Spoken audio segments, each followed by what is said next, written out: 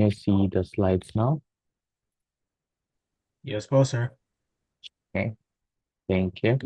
So last time, we finished with uh, absorption and liberation process. So today we are going to continue with distribution. So distribution occurs after absorption of drugs, and drug is usually distributed through our blood circulation or our bloodstream. Okay? So pag sinabi nating distribution, this is the process in which the drug is transferred from the bloodstream, okay? And it goes or it enters to the site of a action. These site of actions are, okay, what we call target organs or tissues. Target organs or tissues. So after the drug is absorbed, I told you that is the entry of drug into the blood circulation. So nasa na ang gamot after absorption? It's already present in the bloodstream. So the transfer of drug from the bloodstream going to the target organs, okay, or tissues which contain the receptor is known as distribution. Okay, so previously we have learned that for a drug to be absorbed, it should be Luna, right? So remember that for a drug to be well distributed, it should have the same characteristics. Okay, the drug should be lipid soluble, unionized, nonpolar to be distributed. So again, all the chemical properties of a drug to be absorbed is just similar to a, a drug to undergo distribution. Tandaan niyo po yun. So what are the factors influencing distribution? The first one is the blood flow. Blood flow, or what we call perfusion, is a major factor that affects distribution because blood flow to organs is not equal among them. Okay, may tinatawag tayong highly perfused organs, okay, which we call the central compartment. And we have what we call the poorly perfused organs, which we call the peripheral compartment. Okay, so highly perfused organs exhibit uh, faster absorption, okay, which we collectively know as the central compartment. So pag sinabi nating central compartment, these are the vital organs that you have, okay, like your heart, lungs, okay, kidneys, okay. So these are the central compartment. So when the drug is distributed to these organs, it's faster. However, for the poorly perfused organ, okay, or what we call the peripheral compartment, the drug here is slowly distributed. Okay? It's slowly distributed. Sino-sino po ba tong mga to? Ito po yung example would be your adipose tissue. Okay. We also have the skeletal, okay, lethal, okay, and then the muscles. Okay. These are examples of fully perfused organs. So unless the drug has a very high affinity to these types of organs, the drug tend to distribute very slow to these organs, including your skin. Your skin is also uh, poorly perfused. That's why absorption in the skin also takes time because it's a peripheral compartment. Okay? So, tandaan nyo, kapag po nag-take kayo ng gamot, okay, or ininjekan kayo, ang gamot ay madidistribute agad sa mga central compartment regions natin. But after some time, okay, the drug will equilibrate between the peripheral and the central compartment. Okay. Next is the capillary permeability. Okay. So this is another factor that affects distribution. Okay.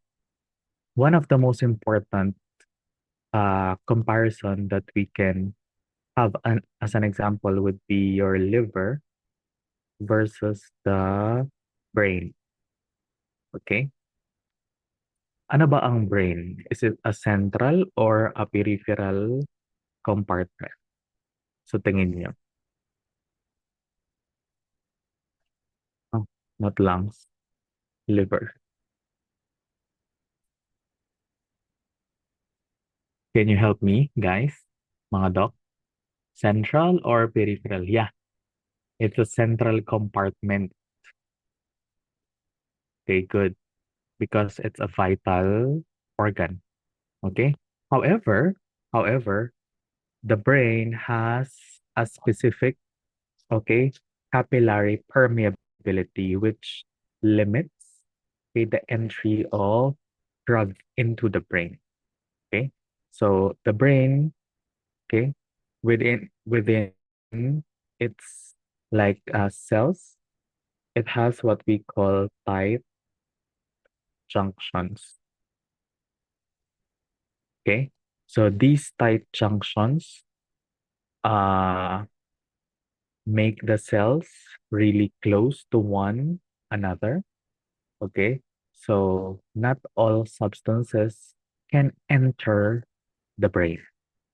Okay? Kaya hindi po lahat ng gamot na tinitake mo could enter the brain except for those extensively lipid-soluble drugs. Okay? So that's the rule for the brain. So kung titignan niyo po yung kanyang mga cells, okay, it's closely knitted because of the tight junction. So ibig sabihin, no spaces, okay, between the cells. So that's the presence of tight junction. So in short, distribution, okay, of drug in the brain is highly selective. It's highly selective. Unlike for the liver. For the liver, the cells, okay, they are called the liver lobule. Okay, so these are the small functional units of the liver. So unlike the liver, it's discontinuous. There are spaces. Okay? That's why lahat ng dumaan sa bibig mo, dadaan din ba sa liver? Yes. Okay, everything that you take, food, drugs, will also go to the liver. It doesn't have the presence of tight junctions. That's why, di ba, pag matakaw ka, ano yung naaapektuhan sa'yo? Nagkakaroon ka ng fatty liver, di ba? So, when you eat too much, like oily food, yeah, the number one disease you can have is fatty liver because the liver has a discontinuous capillary, which allows the entry of almost all molecules, okay, inside the liver. So there is no selectivity when it comes to the liver. So, last na lang, going back to the brain, because of the selectivity of the brain and the presence of tight junction, ang tawag doon ay BBB. Baka familiar kayo doon. Blood-brain barrier. Okay? So the blood-brain barrier only allows the absorption of highly lipid soluble products. So pag hindi highly lipid soluble yung gamot mo, the drug will not enter the brain. Okay? Remember that. So we are done with the capillary permeability. Let's now move on to binding of drugs to plasma proteins. Okay, this is very important. Plasma proteins are, okay, literally transport proteins in the blood. So there are two important plasma proteins depending on the uh, pKa of the drug. So if the drug is said to be acidic, it usually binds with albumin. Okay? Kapag yung gamot mo ay basic, the drug binds to alpha-1, okay, acid glycoprotein. Okay? So when a drug is absorbed, nasan nga yung gamot pag na-absorb siya? It's in the blood stream. So when the drug is absorbed, it usually binds to these plasma proteins. Okay? Like for example, albumin. Okay? This interaction is reversible. Okay? So drug, albumin, okay, complex. So mga doc, what do you need to remember regarding plasma proteins? Okay, extensive binding of the drug to plasma proteins. So ibig sabihin, most of your drugs are complex. With albumin, the drug is said to be inactive. Why? Why inactive? Because the drug, okay, cannot undergo distribution. Because when a drug, kung ito yung gamot mo, tapos ito yung albumin, okay, the drug molecular structure is really big. So it cannot penetrate the target organs. That's why, okay, plasma protein binding is said to be what? Making the drug inactive. Okay? Ang tawag doon ay bound drug. Ano yung bound drug? Yun yung bound sa plasma proteins. Sino lang ang pwedeng mag-undergo ng distribution? Only the, okay, free drug. Okay? Free drug. So, anong ibig sabihin ng free drug? It's also known as unbound. So, ibig sabihin, hindi siya nakadikit sa plasma protein. Okay? Hindi siya nakadikit. Pag bound, the drug is bound to plasma protein. Pag free, okay, it's not bound to the plasma protein. So, which drug is said to be active, pharmacologically active, bound or free drug? Can you help me in the chat box? Okay, good. That's nice. It's the free drug. Okay? Remember that. So, kapag yan na-absorb yung mga gamot natin, okay, yung mga gamot po natin, nakikipag-interact yan sa mga plasma proteins. And these plasma proteins may delay the distribution of certain drugs based on their affinity to these plasma proteins. Okay, so only the free drug can actually distribute. Okay, so remember that to plasma protein. Yeah, good. So we are done with the plasma proteins. Okay, let's now proceed to lipophilicity. So medyo nabanggit ko na to. Okay, it's still following the principle of Luna. Okay, like, dissolve, okay, like, yeah. So pag sinabi nating um, lipid soluble, papasok yan. Kasi the cell membrane is lipid bilayer. So it can pass through the peripheral tissues, okay, in order to interact with the site of action or the receptor. Okay. Lastly is the volume of distribution. So pag sinabi nating volume of distribution, this is how we quantify distribution. So last time, we quantify absorption on what parameter? Anong parameter? F, which is bioavailability. Correct. For distribution, we can quantify it based on the volume of distribution.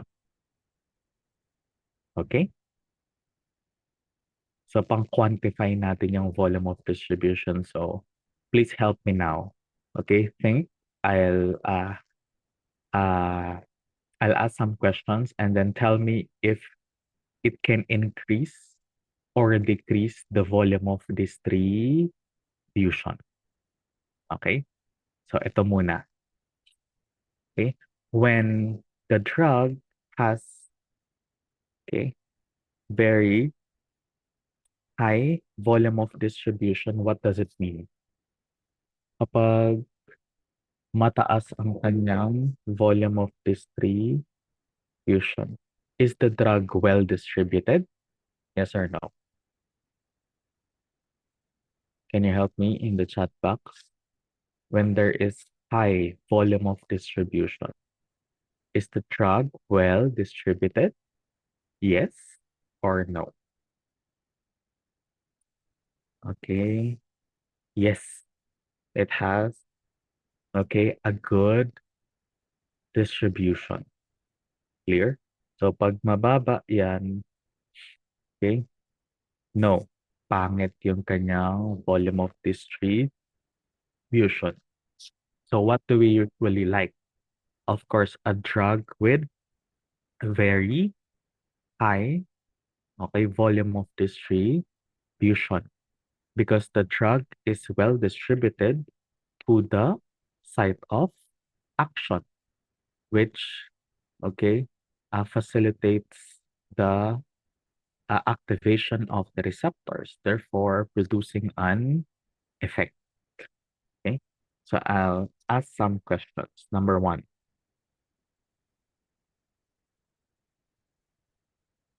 extensive protein binding.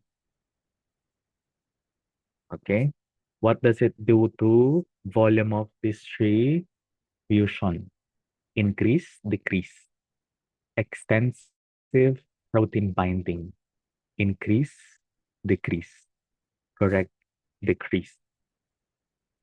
Okay, follow-up question. Follow-up question. If the drug has low volume of distribution, where is the drug? Is it confined? Where? In the peripheral tissues or it is confined in the bloodstream or the central compartment? Saan po siya naka-confine? Pag mababa, oops, mababa po. Nalito na sila. Okay, ulit.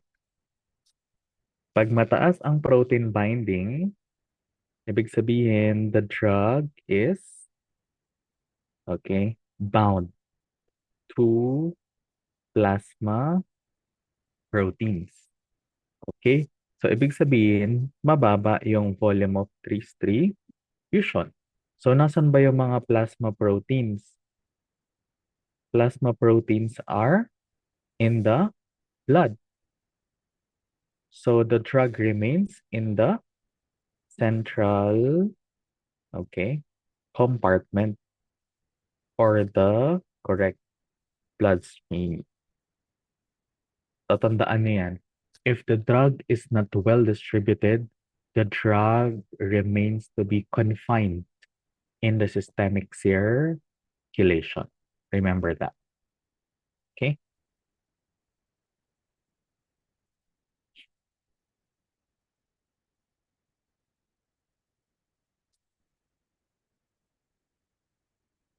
Okay na?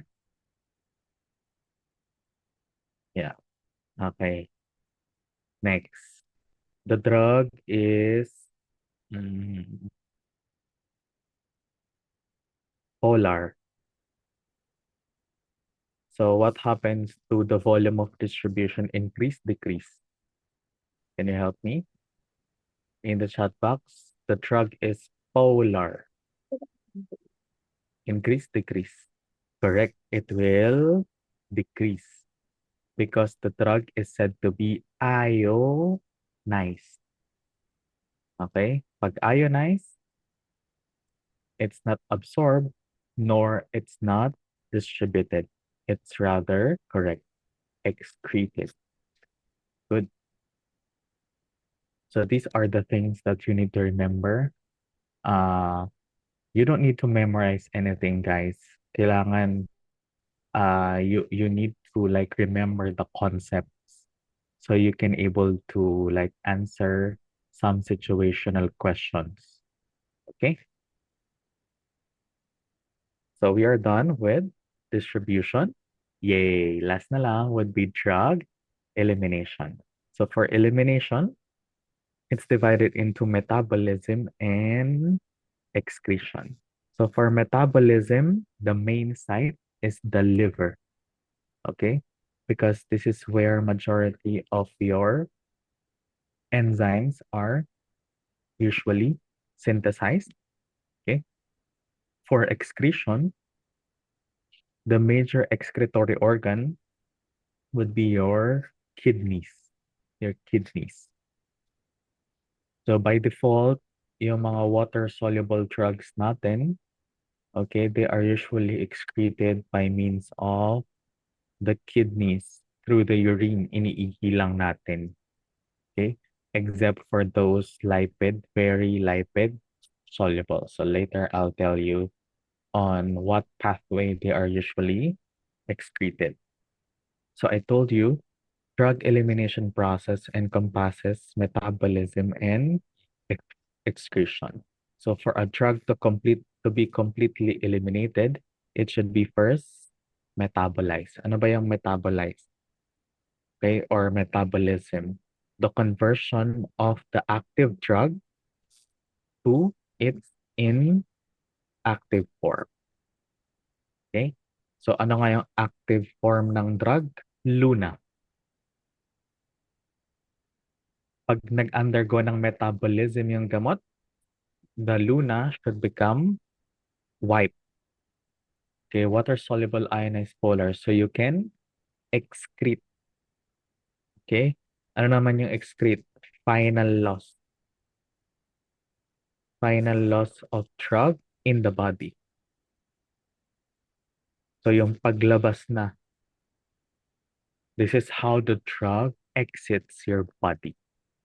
So for complete elimination process, it should follow 2 steps.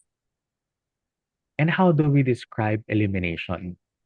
Previously, we described absorption as bioavailability. We described distribution as volume of distribution. How about for elimination? We can quantify elimination in terms of clearance. Clearance. Okay, so this describes the process of drug elimination from the body. And usually, clearance, okay, is defined as volume over time. So, volume over time. So, usually, liter per R. Liter is the volume, R is the time, or pwede ring ml per minute. Yan yung usual na ah unit ng clearance natin. Okay?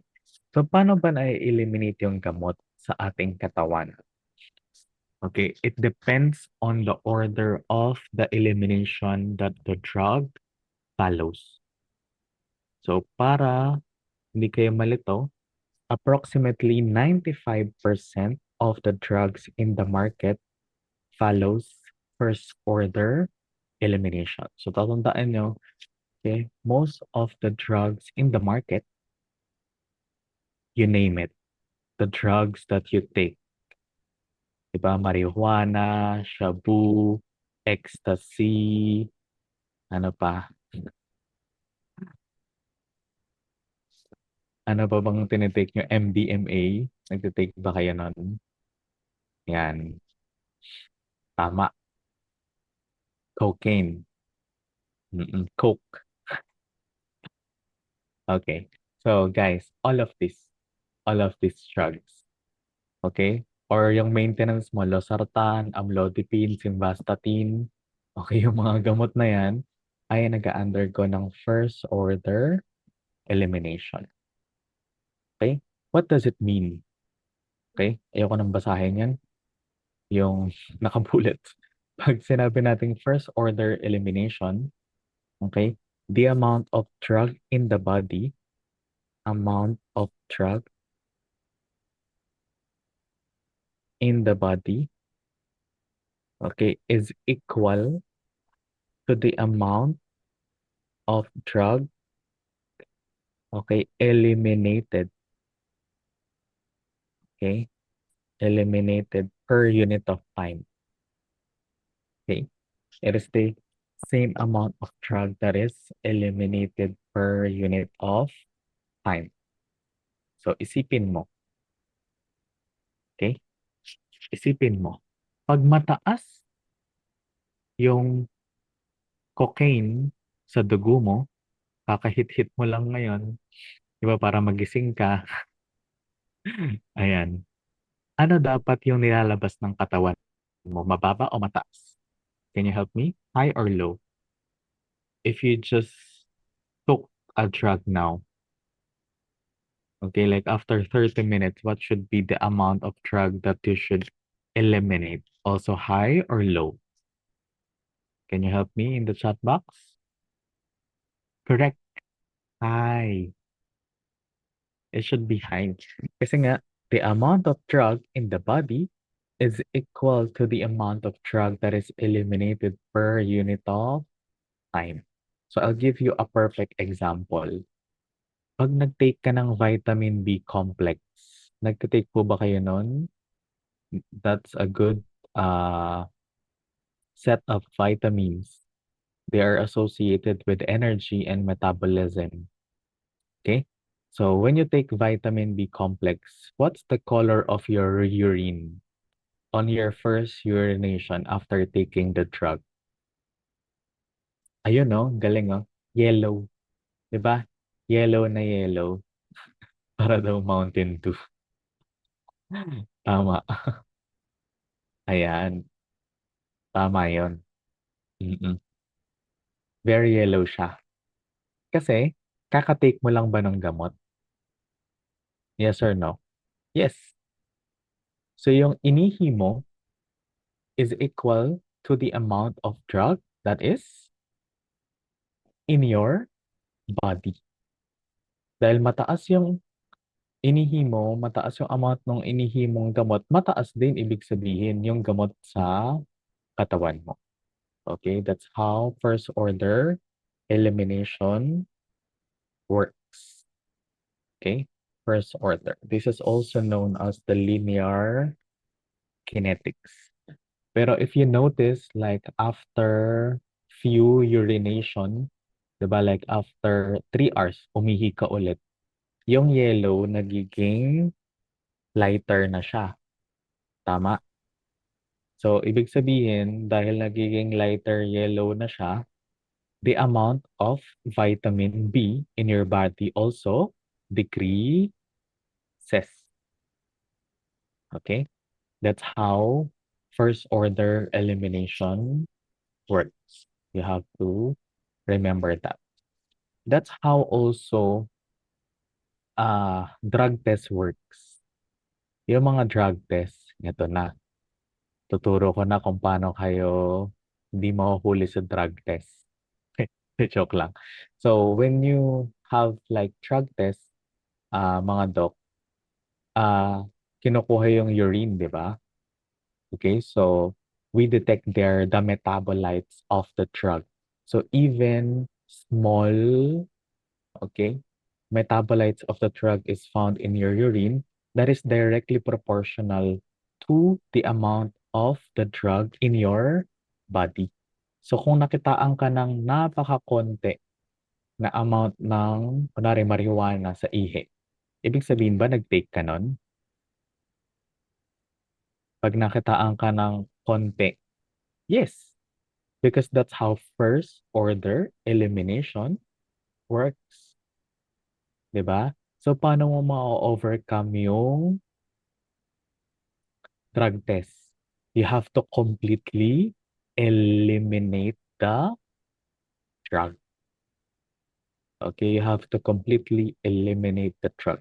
So, if you completely eliminate the the drug, you cannot, okay, produce any metabolites that could be detected in micromolar concentration. Okay? So mamaya po ituturo ko paano mo completely eliminate yung gamot pag nasa excretion na tayo. Oo, hindi lang po tubig at sterilized milk ang kailangan. Okay po? Sige. Next, zero order. So pag zero order, these are the remaining 5%. Only few drugs actually follow zero order. This is also known as nonlinear or saturation kinetics. So this includes few drugs, mga doc, aspirin, ethanol, and phenytoin. So these are few drugs that is eliminated by zero order. Okay? So ano ba tong zero order na to? So yung alcohol, yung alak, it follows zero order. Okay, zero order. So pag zero order, regardless of the dose of the drug administered, okay, regardless daw po sa dose of the drug administered, the amount of drug that is eliminated per unit of time remains constant. Okay? So, kahit mataas o mababa yung amount na tinake mo, okay, yung amount of drug eliminated, okay, remains constant. So, hindi siya tulad ng first order na pag mataas yung tinake mo ng gamot, mataas din yung ini-eliminate mo. Tama? Dito, regardless of the amount, the eliminated, okay, amount remains constant. So, for example, uminom ka ngayong 10 p.m. 10 p.m. uminom ka okay, ng alcohol. Eh, every hour, example lang, okay, you eliminate 20 ml of alcohol. 20 ml, kunwari lang, it's approximately 1 beer. Okay? Eh, naka-isang case ka ng beer. So, ilang beer po yun? Pag isang case.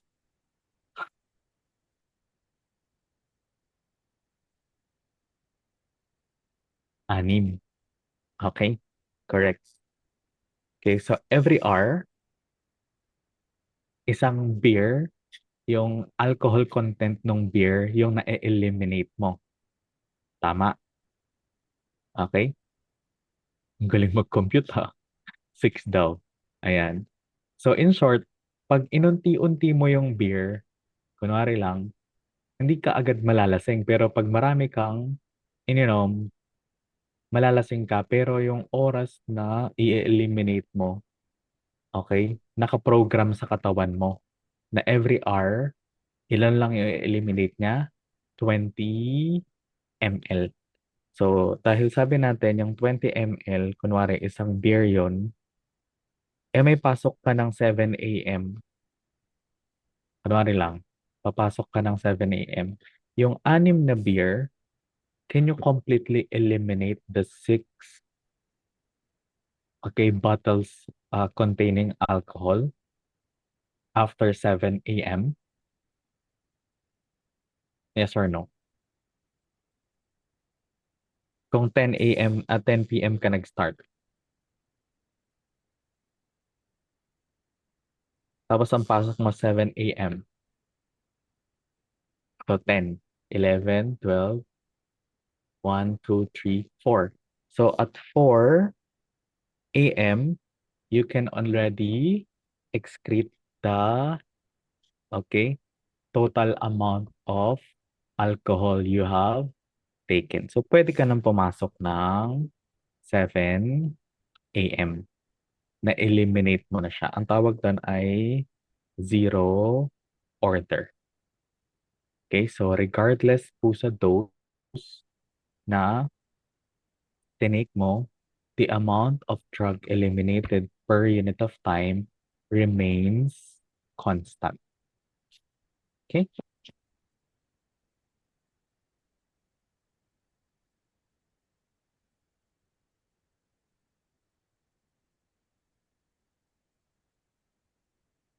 Question. Which order of elimination ang ano nyo ang choices nyo, first or zero? Which order of elimination does not depend on the drug concentration? First or zero? The order of elimination which does not depend on the drug concentration. Galing. Zero.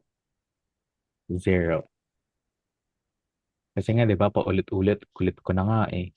Regardless of the dose.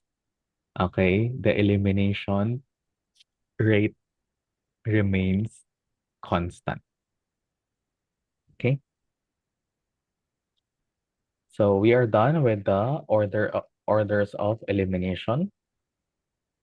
Let's now move on to metabolism. So metabolism, mga doc, is also known as biotransformation. Okay? So this converts the drug to become, okay, inactive. So from active, ano nga yung active? Lipid soluble. Luna. Okay? To become inactive. Ano nga yung inactive? Water soluble. White. Okay? So we convert it to a more polar form. That's the goal of metabolism. However, di ba, in science, we have exceptions. Di ba, ang hilig-hilig natin sa mga exceptions. Ganun din dito, mga doc, not all drugs that could undergo metabolism would be inactivated. There are some drugs that upon metabolism, they become pharmacologically active. So how do we call these drugs? We call these drugs as prodrugs. Prodrugs. So when a prodrug is metabolized, okay, The drug rather becomes active in nature that could exhibit pharmacologic activity. A question,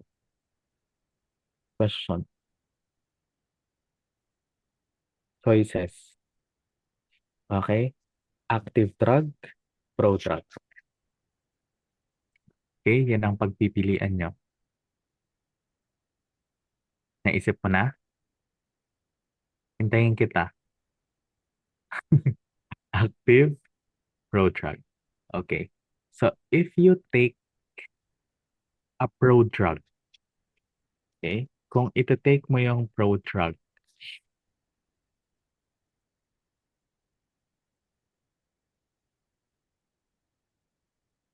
ano nga pag tinake mo siya, inactive pa siya nung hawak-hawak mo, tama, pero nung ininom mo siya at nag-undergo siya ng metabolism, bigla siya naging active. Okay? So let's compare now pro-drugs and already active drugs in terms of the bioavailability. Ano nga ang ginagawa ng, okay? Ano nga nangyayari sa active drug kapag tinake mo siya by mouth? It undergoes first pass effect. First pass. Ano nga yung first pass effect? This is the initial transit of the drug where in the liver. So liver is the major organ for metabolism. Tama? Anong nangyayari sa bioavailability ng active drug when it undergoes first pass effect or it interacts with the liver? Increase or decrease bioavailability? Correct. Decrease bioavailability. So, mga doc, think now of prodrugs. When you take prodrugs by mouth, will they also undergo first pass effect? Yes. Dadaan ba sila ng liver? Yes. Pero kung iisipin mo, mababawasan ba yung kanilang bioavailability? Hindi. Kasi yung pagdaan nila sa liver ay metabolism yon para sila ay maging active. So which has superior bioavailability? An already active drug or a prodrug? Correct. A prodrug. Tama po yun. Yeah. So the prodrug exhibits superior bioavailability than, okay, the already active drugs. So, uh, remember that po. Okay? Ano ba yung mga example na mga prodrugs natin? So, marami po tayong mga example niyan. So, one of the most important group of prodrugs, so majority of them are like prodrugs would be your antihypertensive agents. So, under mga antihypertensive agents, we have the ACE inhibitors. Okay, yung mga ACE inhibitors natin,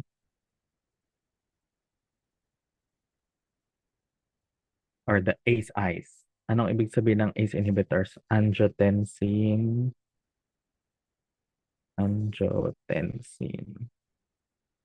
converting enzyme. Okay, inhibitors. Okay? Lahat po ng mga angiotensin converting enzyme inhibitors or ACE inhibitors ay prodrugs. Okay? Mga prodrugs po sila. Except yung dalawa. So, except captopril. Nag-end sila sa pril. Familiar kayo sa mga to. Captopril and lisinopril. Okay? So all those ending in pril are prodrugs. Okay? So example, enalapril, it's a prodrug. Perindopril, kinarapril, ramipril. So lahat po ng mga pril-pril ay mga prodrug. So kung i-compare mo yung enalapril, enalapril versus captopril. Okay, sino ang mas okay ang bioavailability? Enalapril or captopril? Correct. Okay, it's enalapril because enalapril is said to be a pro drug. Okay, good. Yun yung mga good examples ng pro drug natin. That's why ACE inhibitors are very good drugs for hypertension because they exhibit very superior bioavailability. So they largely replace many drugs like the beta blockers in the market because of their superior bioavailabilities. Okay? And parang nabanggit ko na tong clearance kanina. Clearance is, okay, the amount of drug eliminated per unit of time. So how do we convert an active drug to inactive drugs? So we have what we call pathways of metabolism or pathways of drug metabolism. So ano nga ang goal natin? Yung lipid soluble, i-convert mo siya ng maging water soluble, which is polar, which is iodized. So paano daw po yun? Kailangan mo ng two steps.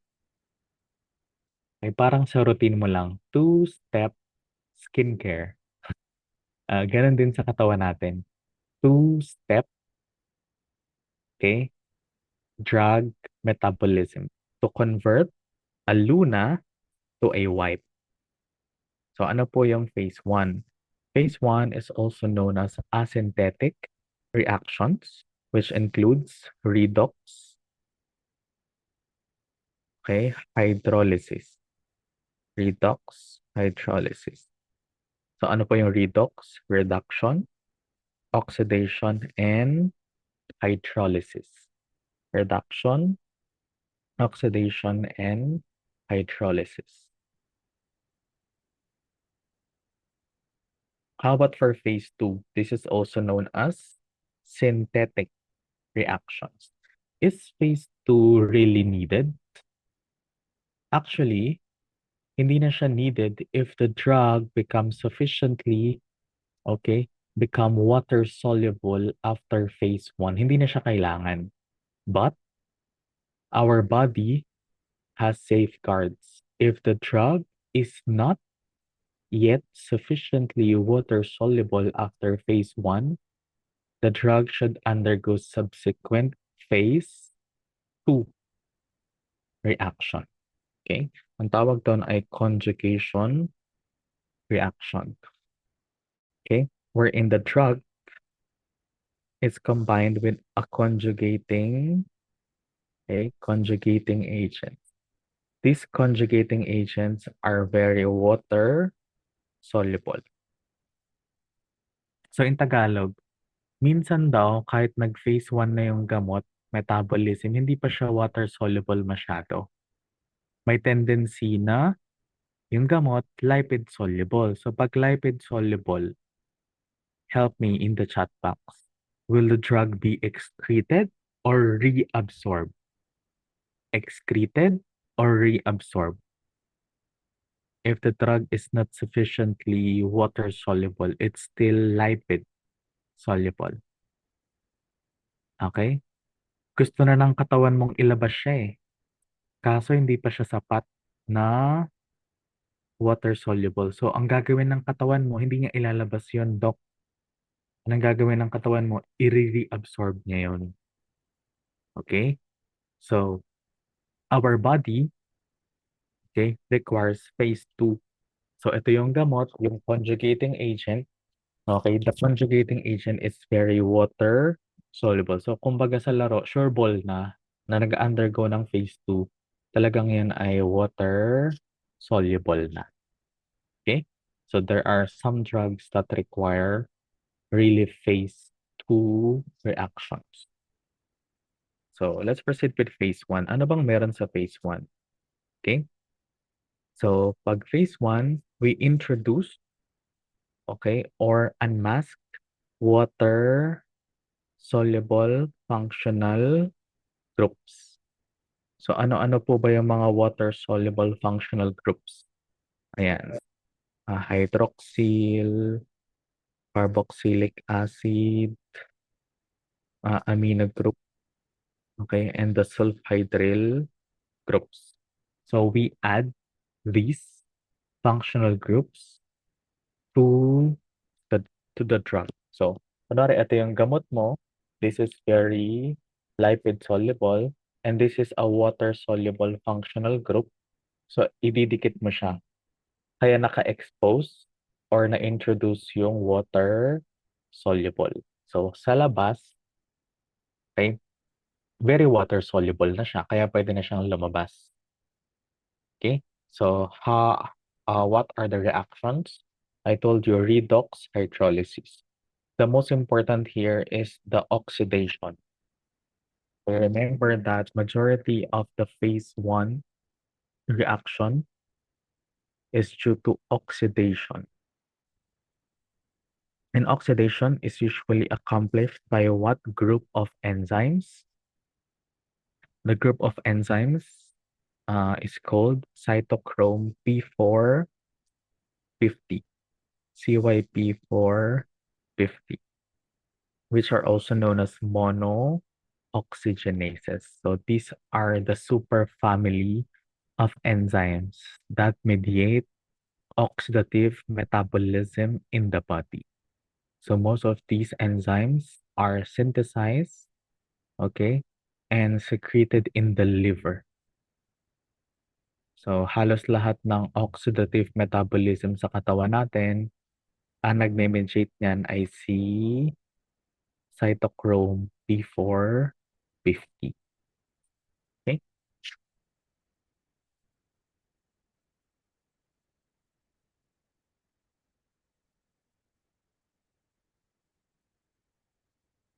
Question. Pwede ba ako magtanong? Okay lang po. Baka ikasama ng loob nyo pag nagtanong ako. Di naman. Show thumbs up kung pwede ako magtanong. Gusto ko kasi mag-isip kayo eh. Okay lang.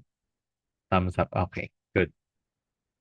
Yeah. Let's think of like a clinical application. Clinical application tayo. Okay? So, for example, caffeine. So, nagka-caffeine ba kayo? Caffeine is one of the most common brain stimulant or CNS stimulant that you take. Tama? So, caffeine, okay, can be excreted by, okay, in the body by means of the urine. So, this is also metabolized by CYP, okay, for 50, okay, CYP for 50. So, ibig sabihin, minimetabolize na ating katawan si caffeine gamit ang CYP for 50. Okay? However, ikaw ay nag-take ng gamot. Okay? Kasabay, hindi na lang gamot. Sige. Yung mas ano, ah, the CYP that I'm talking about is CYP 182. So this is the specific uh, enzyme that usually uh, metabolize caffeine. Okay? Nag-take ka ng grapefruit juice. Alam mo po ba yung grapefruit juice? Yung parang kamukha ng pomelo, yung parang pomelo. Hindi po yung grape na fruit Magkaiba yung grapes. Grapefruit. It looks like pomelo. Citrus grandis. Yeah. Parang ganun yung itsura niya. Okay? So did you know that, okay, grapefruit is an inhibitor of CYP1A2. Pinablock niya yan. So anong repercussion yan when it comes to, okay, caffeine? Anong repercussion niya?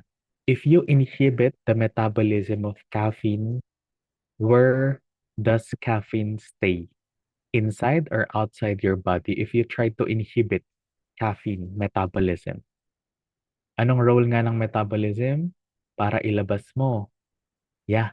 So if you inhibit this enzyme, okay? If you inhibit this enzyme, that would, okay, make your body reabsorb caffeine kasi inhibited yung kanyang metabolism. It remains inside your body. So that's one way of like increasing the efficacy of caffeine for a longer period of time. So according to research, approximately 30% uh, is extended to the effect of caffeine when you take it with grapefruit. Kasi usually ang effect lang ng caffeine like mga 2 to 3 hours, mga ganyan, or 4 hours. But if you take it with grapefruit juice, caffeine can increase up to like 6 to 8 hours. Okay? So that's how caffeine and grapefruit interact. Okay? So pinapatagal niya yung effect ni caffeine kasi nga hindi na may metabolize si caffeine. Okay? Do you have any question regarding the example? Yeah. Yan. Thanks daw po sa tip. Meron pang mas matagal dyan. Kaso hindi pwede yun dito eh. May effect po ba sa pagdumi if ever? Wala naman po. Wala naman. Yeah. Okay. Next. Phase 2. So yun yung example ko si caffeine and grapefruit. Let's proceed with phase 2. Okay, pag phase 2 naman, this is conjugation reaction. So, nabanggit ko na to, many phase 1 metabolites are still too lipophilic to be excreted. So, conjugation reaction is required for these drugs to become more water soluble.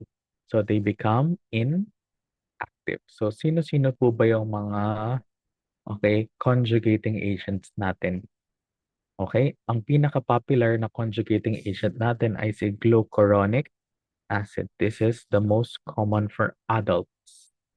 Adults. Sulfate is for neonates. Neonates. Okay? We also have glycine, glutamine, glutathione.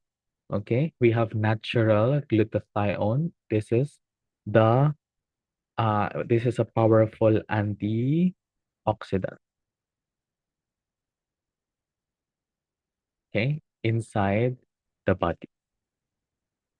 So, ano pong meron sa mga to? These conjugating agents make The drug's very water soluble to be excreted. Okay? Sige.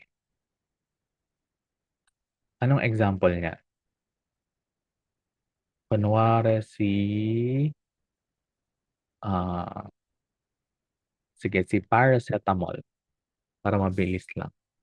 Si paracetamol, okay, at normal doses, it undergoes phase 1 and phase 2.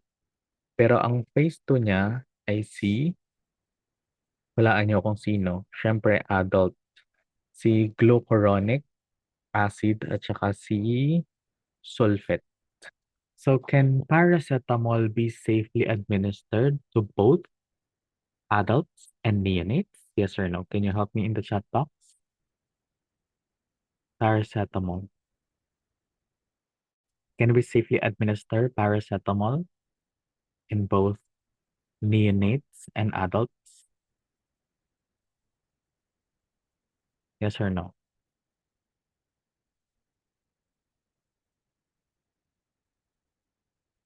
Walang sumasagot. Yes, tama. Yeah. Because paracetamol can be metabolized by both neonates and ano po, adults. Kasi both sila na may glucuronic tsaka sulfate. Okay? However, guys, okay, pag masyadong mataas naman yung dose ni paracetamol, yung toxic dose na siya, kunwari nilaklak mo yung isang banig ng paracetamol, kunwari lang, mamamatay ka ba agad nun? Hindi po. Mahihirapan ka lang. Okay, wag niyo pong gagawin yun, ha. Anong mangyayari? Your body will try to save you. May involve naman doon si glutathione at high doses to neutralize the toxic form of paracetamol, which is called NAPQI. Ito yung toxic form ni paracetamol. N-acetyl, okay, para-benzoquinone imine. So that's the toxic form of paracetamol. Okay, NAPQI. So NAPQI is a potent hepatotoxic. So sisirain nung toxic form ng paracetamol yung liver mo. Okay? Kailan yung mangyayari? Pag na-deplete na yung glutathione. Pag na-deplete na to, na-deplete na rin si glucuronic acid. Bakit? Kasi hindi mo na siya ma-metabolize. Tama? Hindi mo naman neutralize si NAPQI eh. NAPQI is neutralized by glutathione while paracetamol is metabolized by glucuronic acid.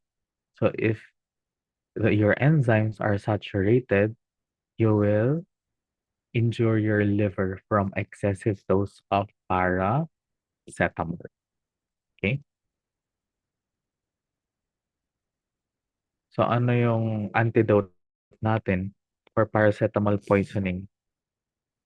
Our antidote is NAC, N-acetylcysteine. So NAC replenishes glutathione. So pag nag-take ka ng NAC, the body will replenish glutathione. So glutathione can neutralize the NAPQI. Okay? That's how it works. So ulit, si paracetamol, it's metabolized phase 2 on both glucuronic acid or glucuronide and sulfate in neonates. However, high doses or toxic form of paracetamol produces NAPQI, which is neutralized by glutathione. So if all these enzymes are saturated, you can have liver toxicity or hepatotoxicity. Okay? Last example.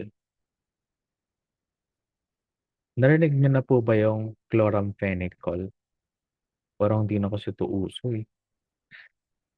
Yung may mga edad po. Baka familiar pa po sa chloramphenicol.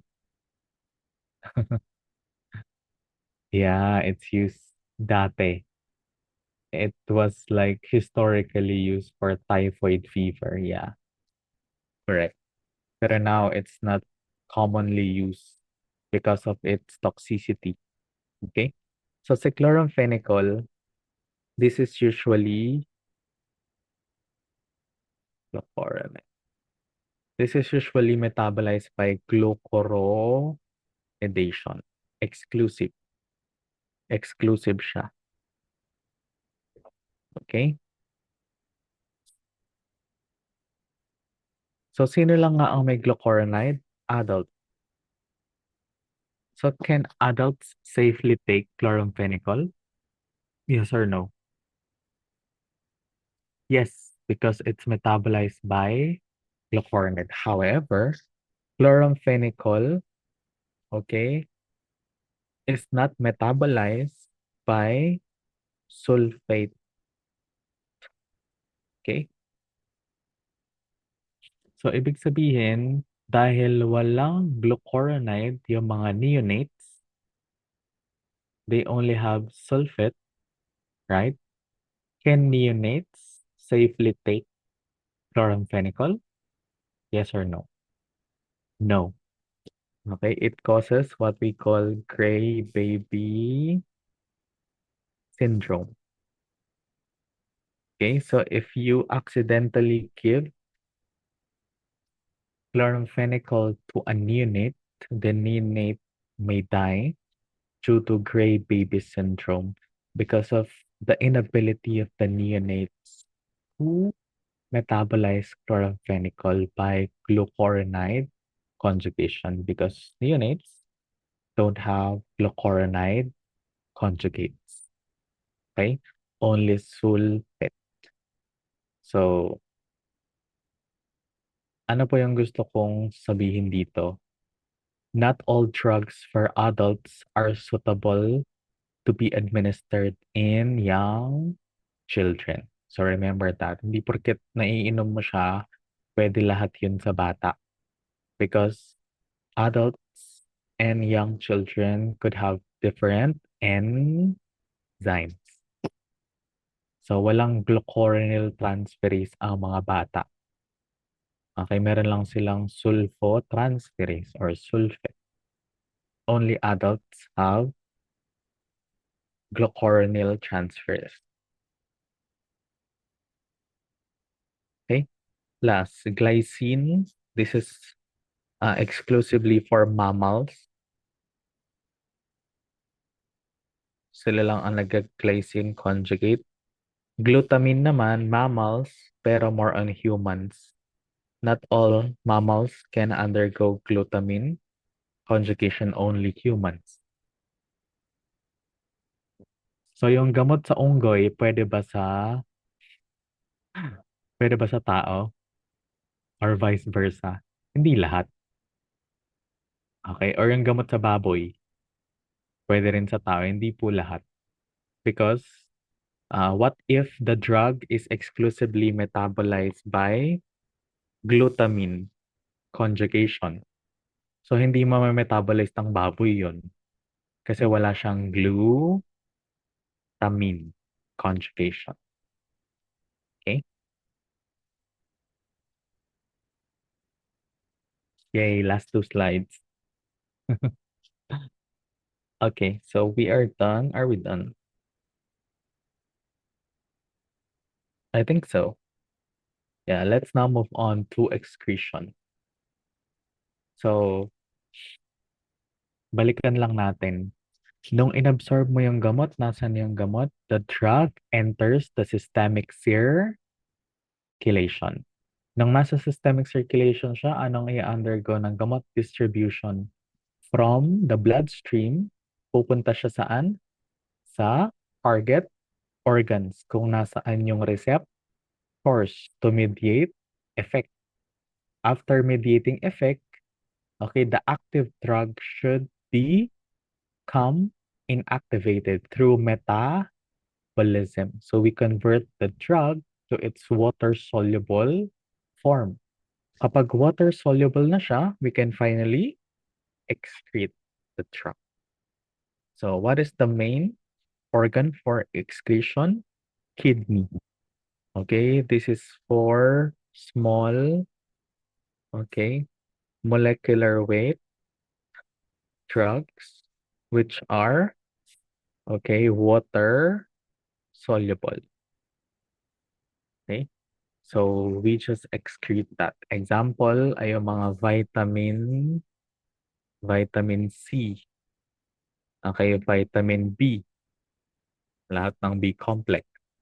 These are water soluble. So sumasama lang yan sa ihi mo pag tinake mo. So if you don't need vitamin C, you don't need vitamin B, you will just excrete them. Okay? That's why taking excessive doses of these vitamins is not helpful for us because you just waste uh like your money taking this if you don't like actually need them. Okay? So when you engage to like strenuous activities, 'di ba, stressful, kung ano man, o pwede ka mag-take niyan kasi kailangan ng katawan mo. Lalo na 'pag umiinom ka, yan yung secret guys sa pag-inom. Para hindi ka malasing, take high doses of vitamin B complex. Okay? That will make you an expert in drinking alcohol. Yeah, trust me. I-chat mo ako pag hindi effective. Di joke lang. Ibang gamot yung ibibigay ko sa'yo. Yeah, pero yun yung number one, okay? Vitamin B complex. So, it's water soluble. Paano naman po pag mga large, okay, molecular weight drugs which are, okay, lipid soluble. So, ibig sabihin, fat soluble pa rin sila tapos malalaki sila. Hindi mo sila iniihi, kapatid. Okay, this is usually by means of biliary excretion. So, biliary is via the feces. Pinupupo mo sila. So, sino yung mga yan? Vitamin, kunwari, ADEC. Yan. Kasi they are fat soluble. Soluble. Vitamin ADEC.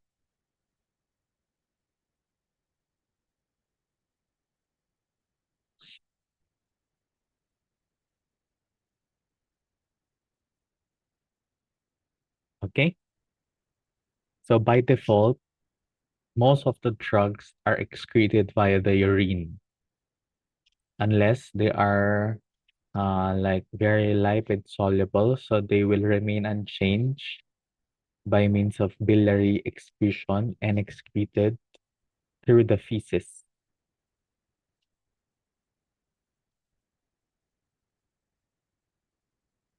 So yung molecular weight ay 500. Pag below 500, kidneys. Pero pag more than 500 molecular weight, pupu.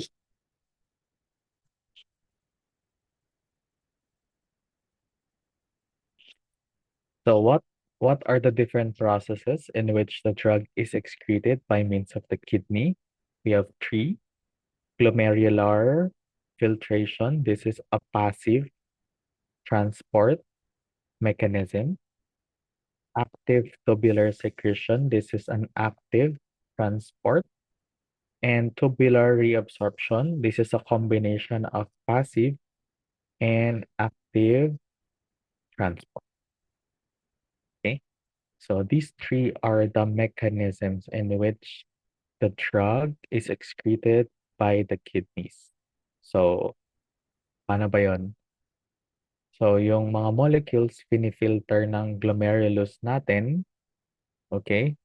And those that uh, the body requires are actually reabsorbed, and the rest that the body doesn't need are actively secreted in the urine.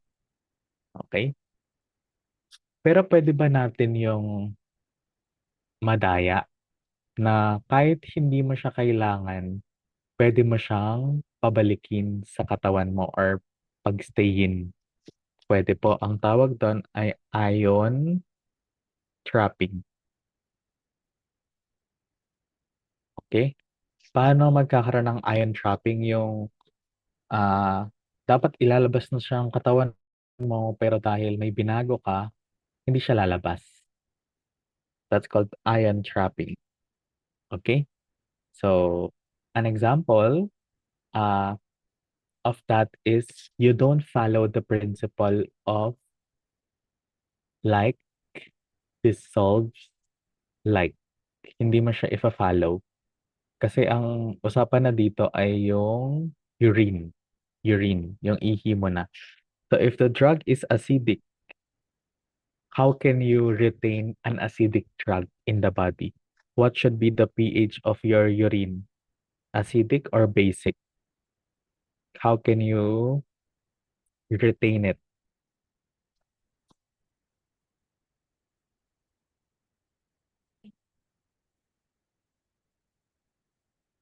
Anong sabi ko?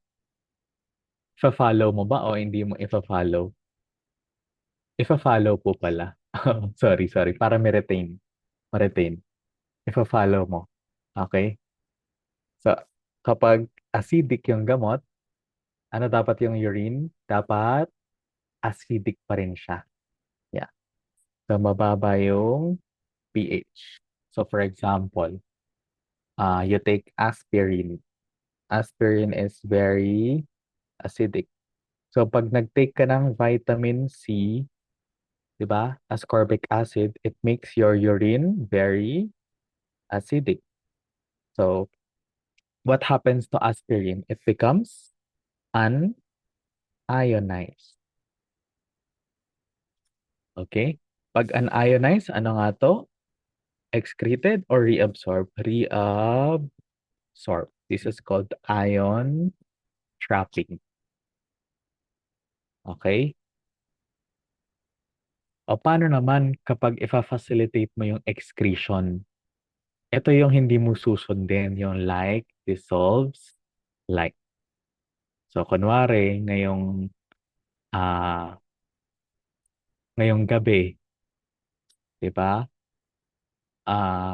Nag-take ka ng example, amphetamine.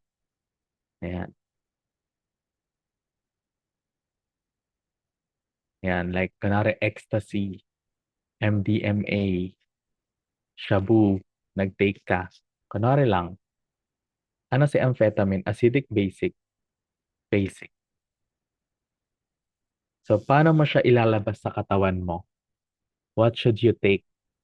What acidifying agents or alkalinifying?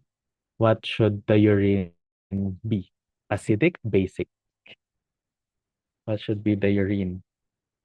Correct. You have to make your urine very acidic. Ayan. To ionize amphetamine. So it will be excreted. Okay? So ano yung pwede mong i-take? Yan, ascorbic acid or vitamin C. You can also take ammonium chloride. So these are the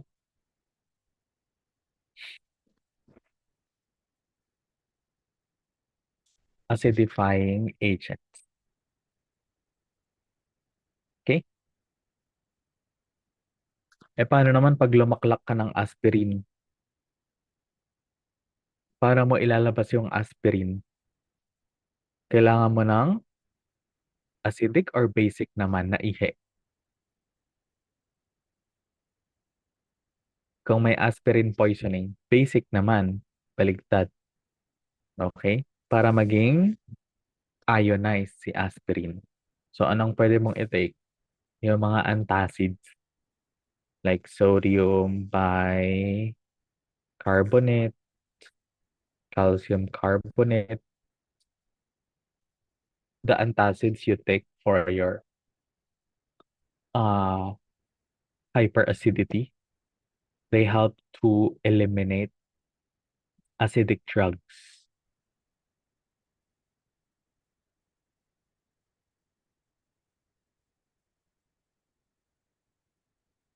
Okay? Clear na tayo. So altering the pH of the urine could excrete or reabsorb drugs. Remember that. Okay? That's why it's very important to recognize these factors. Last, okay? Why do we study pharmacokinetics? Ultimately, studying pharmacokinetics lead to the optimization of doses administered to patients.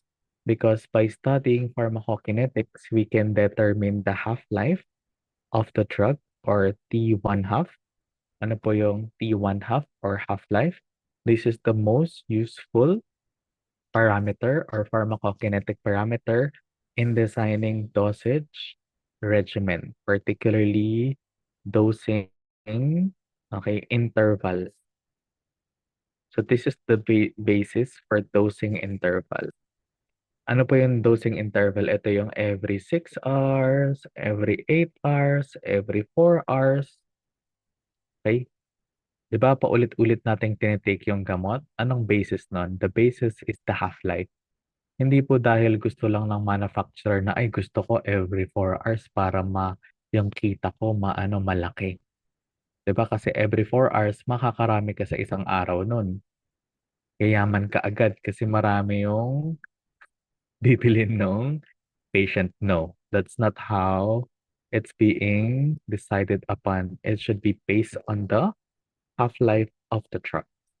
So half-life is defined as the time required to change the amount of drug in the body by 50% or okay, one half. That's called half-life. So, ibig sabihin, yung dosing interval ng gamot, siya yung half-life niya. Tama? So, for paracetamol, what's the approximate half-life of paracetamol? Between 4 to 6 hours. Yeah, because you can take paracetamol until 6 hours. So, it's between 4 to 6 hours. That's the half-life of paracetamol. For ibuprofen, 8 hours. That's the half-life or the dosing in intervals.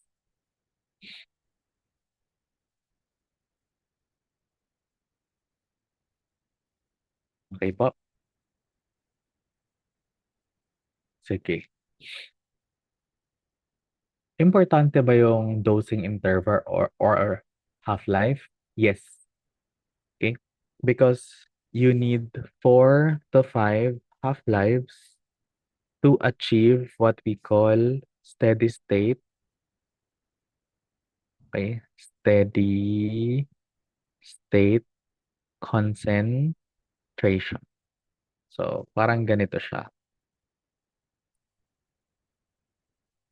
So, kunwari, nag-take ako ng paracetamol. Ilang half-life daw? 4 to 5 na every 4 hours, kunwari. So, 1, 2, 3, 4. So, after 4 to 5 half-lives, you already achieve steady state plasma concentration. Mahalaga ba yung steady state plasma concentration? Yes, because this is where the drug is optimally, okay, acting in the body. So this is the most important concentration because this is where the drug is mostly acting on your body. Sir, paano natin ma-achieve yun? How can we achieve steady state plasma concentration? We need to wait how many half-lives, guys?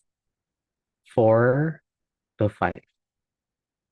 So napansin mo ba pag ikaw ay may infection, tapos nilalagnat ka, di ba? Kunwari nag-take ka ng paracetamol dahil may lagnat ka. Nawawala ba siya agad after like 1 or 2 doses? Pag may infection ka? No. 'Di ba? Sasabihin ng nanay mo, oh, i-round the clock mo yung gamot. Ibig sabihin ng round the clock, kahit matulog ka, gumising ka para mag-take. Because you need how many? 4 to 5 half-lives to take it. Okay? Para ma-achieve mo yung steady state. Okay? So that's called maintenance dose. Okay? You administer the drug to maintain steady state. How about loading? Okay, ano naman yung loading? This is a dose higher than the maintenance dose to readily achieve steady state.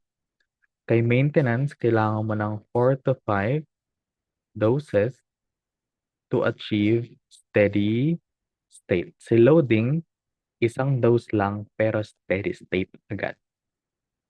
So, kailan yan? Kunwari na ospital ka, masakit yung tiyan mo. Kunwari lang, masakit yung tiyan mo. Or sikmura na lang, may hyperacidity ka. Okay? Anong gagawin sa ospital sa'yo? Papainumin ka ba ng tablet sa emergency room? No, i-injekan ka, di ba? Okay? So that single injection represents a loading dose. So ano yung loading dose? A dose higher than the maintenance dose to achieve steady state. So ganito siya. Okay, so binigay yung IV, ito yon. Tapos nung tinurukan ka ng IV, gumaling ka na ba? Nawala na ba yung sakit ng sikmura mo? Yes. Pero anong ibibigay sa'yo pa uwi ng doktor? Mga per oral tablets or capsule. So this is IV alone. Okay, this is IV alone. Okay, bakit siya nag-umpisang mataas agad? Kasi IV siya eh. Diba, the moment you injected the drug, yun yung time na pinaka mataas siya until ma-distribute siya sa katawan mo. But if you combine IV with oral, yung ipapauwi ng doktor sa'yo, na iinumin mo sa bahay mo, if you combine IV, so your plasma concentration already reached steady state and the oral meds will maintain it. So can you see the difference between, okay, just taking, this is purely what? This is purely maintenance. Tama. This is purely a loading dose. Okay. This is a loading dose plus a maintenance dose. Nakita niyo yung difference? Nakita niyo po? Sino po yung agad na naka-achieve ng steady state? Loading plus maintenance. Nagets niyo po ba yun? Right? Si loading, bababa na yan eh. after some time, kasi hindi mo siya na-maintain using maintenance doses. Unless you inject another dose. Pero hindi po yun usually ginagawa natin. Okay? So that's how maintenance and loading dose works. So for example, masakit yung katawan mo or ulo mo, may lagnat ka. Pwede ba akong mag-maintenance dose ng paracetamol sa tingin mo? Maintenance. So loading pala, loading. Example, anong oras na? 2 p.m. Okay? So I'll take at 6 p.m. This is the uh, first, second, hmm? Wala. 2 p.m. Anong next? 6, 12 a.m. Ha? Tama ba? Every 12 hours po. And then 4 a.m. Every 4 hours. O, kunwari lang. 1, 2, 3, 4. Okay? So, if I take paracetamol today at 2 p.m., kailan ako makaka-achieve ng steady state? Kailan nga yung steady state if I just take uh like maintenance 4 to 5, 'di ba? My fourth dose will be approximately lang po at 4 a.m. So mawawala pa lang yung like lagnat ko totally or yung like pain ko at 4 a.m. Okay? But if I take loading plus maintenance, okay? So this is maintenance only. 1, 2, 3, 4. So ganyan siya. Okay, but if I take like 1 gram, so that's 500 milligrams of paracetamol at 2 p.m., tignan mo yung loading. Nakita mo? So pag nag-maintenance ako na every 4 hours, it will become steady state. Nakita niyo yung difference, mga doc, between maintenance dose and loading dose plus a maintenance dose. Is it clear for everyone?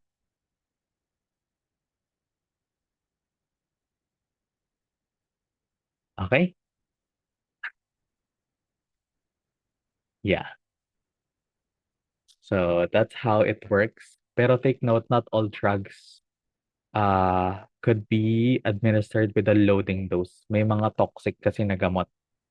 But for paracetamol or other NSAIDs, we can take like loading doses. Okay? So that ends our discussion for the pharmacokinetic principles. So do you have any question? May question po ba? Yeah. So we'll have some assessment. Ready na ba kayo on your assessment?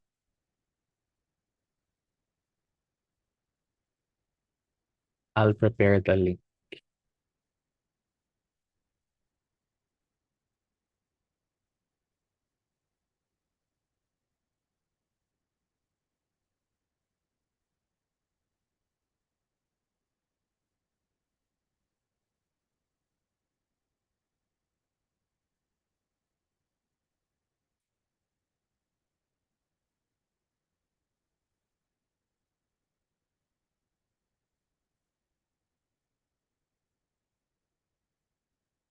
Okay, I'll give you sufficient time to answer.